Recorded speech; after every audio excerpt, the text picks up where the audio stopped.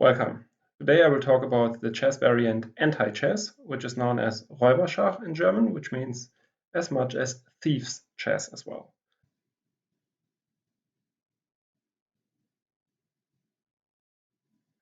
So anti-chess, as the name says, is quite different from normal chess in terms of the goal of the game. And the goal that you have is to lose all your pieces. Well, the rules otherwise are pretty similar to the normal rules. So pieces move in the same way as they do in a standard chess game. However, as it says here on lichess, kings lose their royal powers, which means they cannot castle anymore, checks are no longer a threat, and pawns can also be promoted to kings. The most important rule in anti-chess yet is that capturing is forced. So if you are legally able to capture a piece, you have to capture that piece. And if you can capture multiple pieces, it's up to you to decide which of these pieces you want to capture. So these are the basic rules of anti-chess, and let's take a look into basic strategy.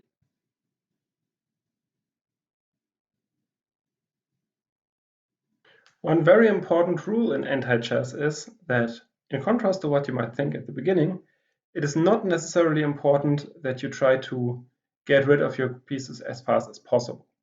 So quite often the side which still has more pieces could be at an advantage. What is much more important is to avoid that one of your pieces gets into a piece which just captures and eats everything. And to present you one example of this, I show you this following position where it's black to move. And now let's suppose black plays the move bishop g7. Doesn't really matter, black cannot avoid losing anyhow, so let's just take a look at one line. Now it's white who will get rid of all of his pieces by force. So first moving h6, forcing black to take, and we can do the same thing again. f4 takes, and now white also gets rid of the rook. Let's move rook to d2, takes, and the bishop turns into a piece which just has to take off everything, and black loses the game because white got rid of all of his material.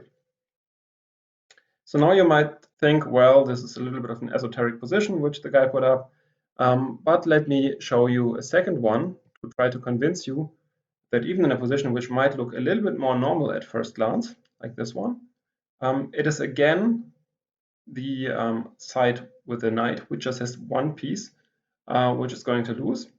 And while it's sometimes a little bit easier to get rid of all of your material by using the opponent's bishop, it's also feasible to do this by using your opponent's knight. And I will give you two lines here. So let's start with a line knight to g7. So note that both knight g7 and knight f6 attack this pawn on h5, and both knight d6 and knight c7 attack this pawn on b5, so they can be treated in the same way. So let's start with knight g7. And yeah, now you can pause the video if you want, and you can try to find the best move for white, or a good move for white. And yeah, the solution is quite interesting. So white can play the move. So basically, we first have to look at black. Black will take here, and then in the next move, black will take here. But the problem is, after taking on f4, white can take back in two different ways. If I move the e-pawn, I can even take back in three different ways. So it looks as though black's knight will be taken on f4 no matter what, but white can go rook to d2, closing this diagonal. So now the queen on c1 no longer eyes the pawn on f4, and after knight takes h5, now just e4, this diagonal is closed, and black is forced to take the pawn on f4 without the opportunity of getting rid of the knight. So therefore, now we can just continue by just giving up more material. Knight runs, let's say b6, the knight has to take the next pawn, queen to d6, the knight has to take the queen, b7, and knight takes b7 is finishing the game, and white won the game because white got rid of all of his material. So if we go back into this position, then instead of knight g7, black also has the moves knight to d6 or knight to c7, as I said, which both attack this pawn on b5. So let's see, knight c7, f5, takes, and now again, with a skillful way of doing it, losing one tempo here, white gets rid of the queen. Now white gets rid of a pawn, another pawn, and finally the rook. And after knight takes g4, white again won the game. Now, so this line was a bit easier than the line after knight g7, but in both of these lines, just this one piece took off all the other pieces and thereby ended up losing the game for black. So that's quite interesting. All right, so we can just keep this as a guideline that it's more important to get one of your opponent's pieces to turn into a piece which just has to take everything, rather than losing a couple of pieces at once and then sticking up with one or two really bad pieces in the end and then maybe even lose the game. So therefore, let's now take a look at a game.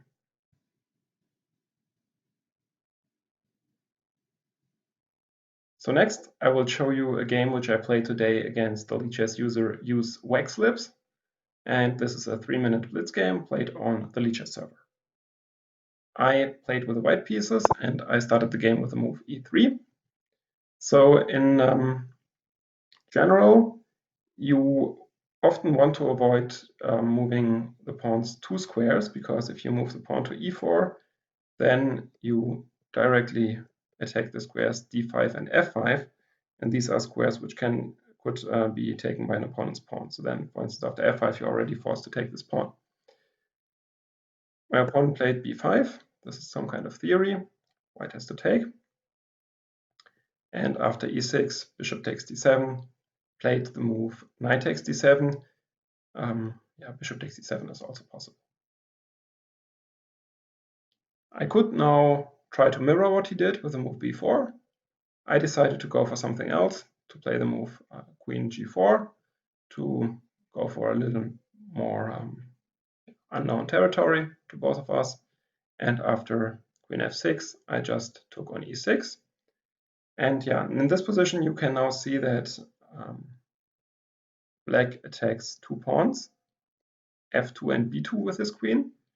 So if I were to move something like queen d1 with the idea that he cannot give up his queen on f2, then he could just take on b2. And on the other hand, he kind of threatens to take on b2. So if I play, let's say, f3, this would be very bad because he could just take on b2. And then my bishop would turn into such a desperado piece again, which has to just go in all directions that can be forced by the opponent. And one can show that this line would just lead to a loss. So I will just give you the line here, just illustrate. Takes. I think this is not the only line, but it's a line which kind of illustrates the game. So in this case, this is the easiest with a stalemate, which in this case decides the game in black's favor. So after f takes e, c3, he took on f2, and yeah, we reach a position without queens. It's quite often that you reach a position without queens rather quickly. And in this case, you see the drawback of c3, that you could go bishop to b4, takes, and now get rid of his knight as well. Maybe this was a little bit premature to get rid of this knight, because I was not even threatening to play something like b5, but okay, so let's say takes, and king e7. Yeah, and now I also had the idea to get rid of my knight on d5 and played the move knight c3. And he should probably just have allowed this with something like c6, but he went for the move e5 to prevent knight to d5. But this is a big blunder, which now should have led to a forced win for me. I played the correct move g4. And now again, we see this bishop, which we already have seen in the basic strategy part, which now just has to eat up all of my pieces. And yeah, in this position, it's clear that with good play, I should be able to win here. Played c6, takes. Now this bishop has to take on c6 in the next move. h4. So I want to get h5 in to later play h6. But yeah, he played bishop c6, of course. He has to take. And now I chose the wrong square for the knight. Maybe this would have been even a bit easier. So knight b5 is a possibility. Takes.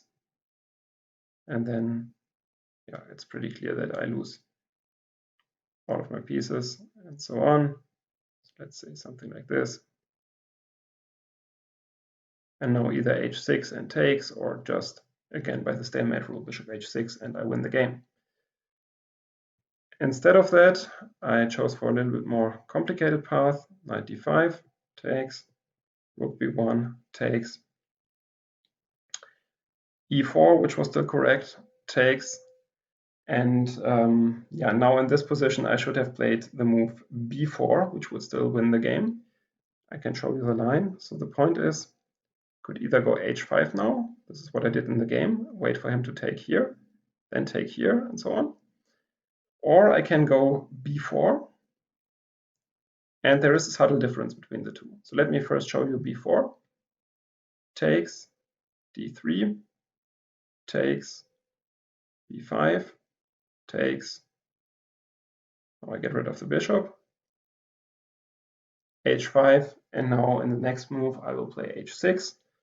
Or if he goes g6, h takes g, and in the next move I will lose my last pawn. Or he has to stalemate me with move h6. But in any case, white is winning here.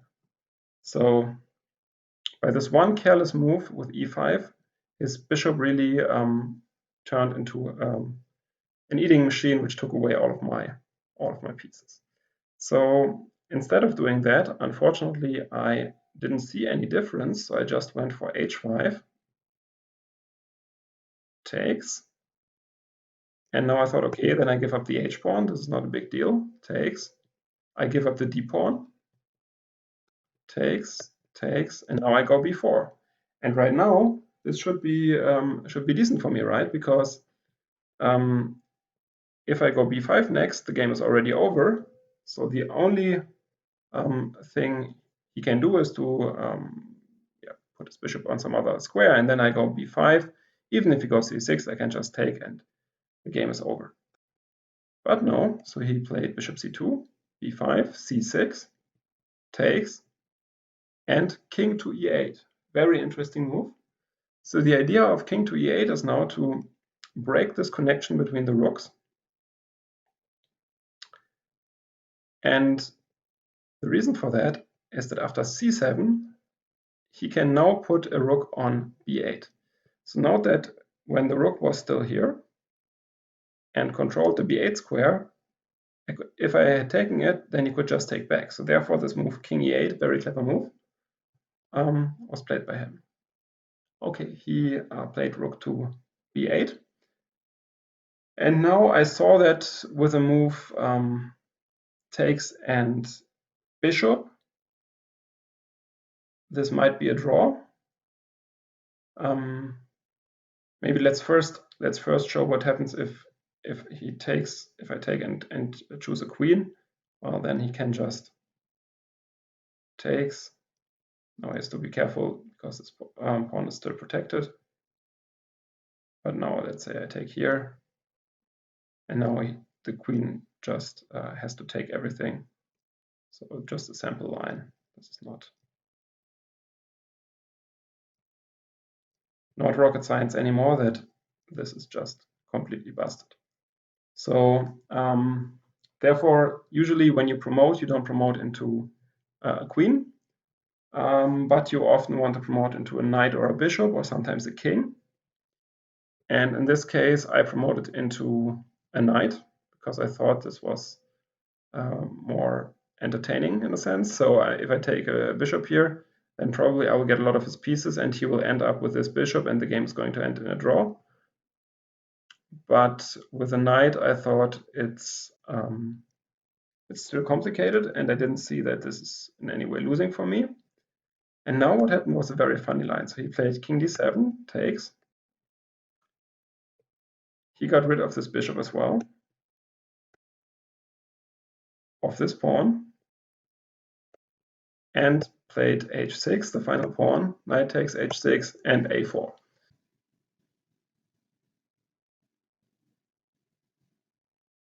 If you want, you can pause the video and you can try to judge this position.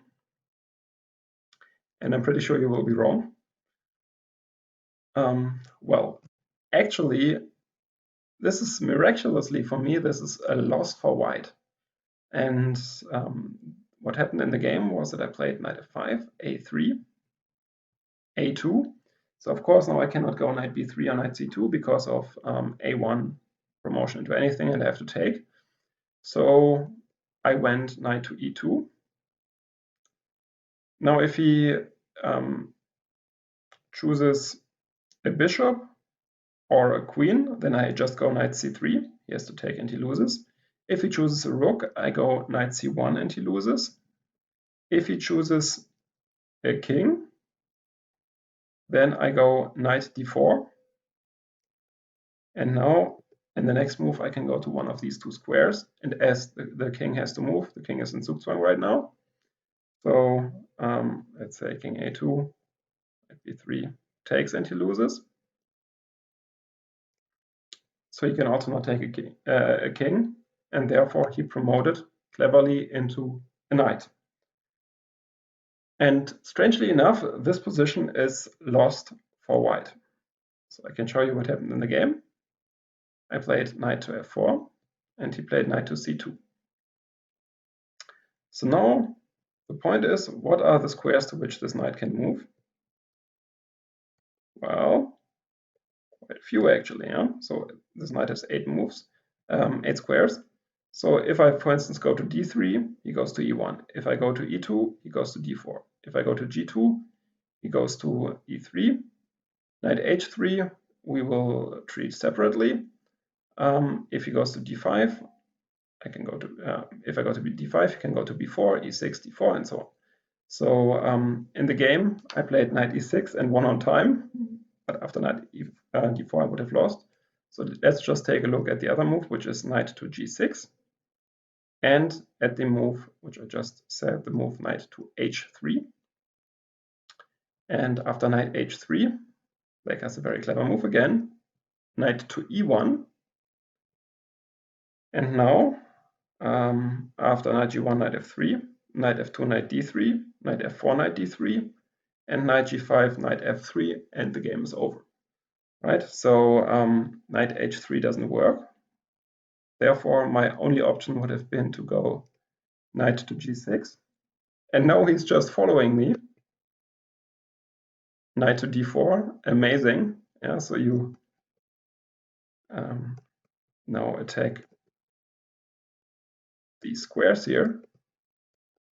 And let's see. So if the white knight jumps to f4, I can go to e2, e5, f3, e7, f5, f8, e6, and so on.